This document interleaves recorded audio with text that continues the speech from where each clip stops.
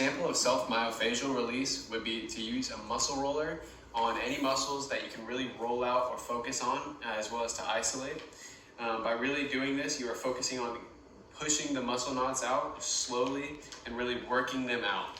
It may hurt, and that is a very big aspect of it, but it is definitely worth it.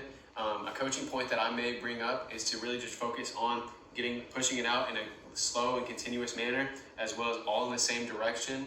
And a point that I would do this in a workout is maybe just after that person's cramping, or a long workout where they really just need to make sure that all of that muscle is loosened up and to really prevent themselves from cramping in the future.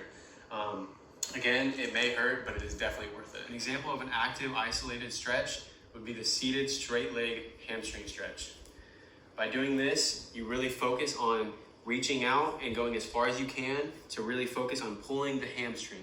You don't want to pull from the sciatica or the calves by pulling your ankle back or anything like that. You really are just focusing on working this out and isolating and making sure that you are focusing on the hamstring. By getting as far as you can and really pushing through, holding that from 20 to 45 seconds, you're really focusing on getting it back to its pre-workout length and getting it back to the main focus of stretched out and ready. An example of dynamic stretch would be a butt kicker.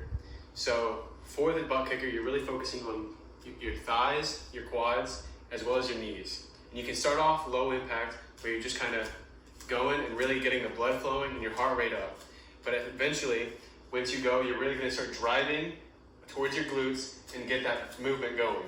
Now, for this, when you're really focusing on is getting everything moving, getting it warmed up, and getting it going.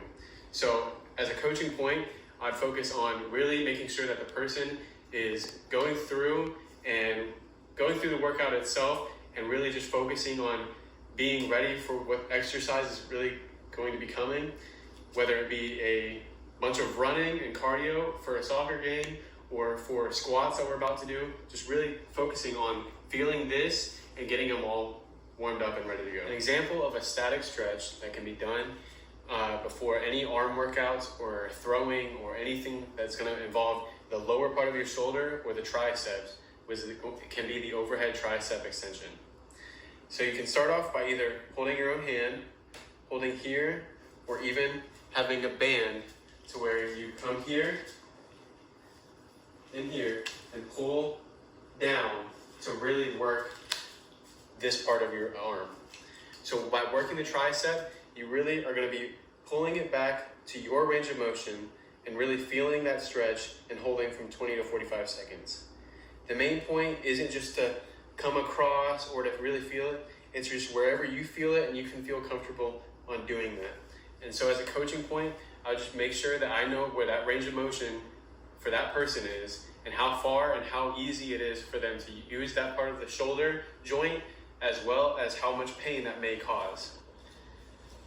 An example of a proprioceptive neuromuscular facilitation is a bent leg hamstring stretch where a trainer is providing resistance, possibly having a client push the leg down to the floor as trainer holds resistance band and provides resistance. One of the coaching points I would make is to just go slow and really focus on the stretch, as well as to really focus on getting the hamstrings and the quads stretched for any exercise. The main key is just to keep resistance, whether it be with a resistance band or with the actual arm, and making sure that the client really focuses on the stretch and pushes the leg.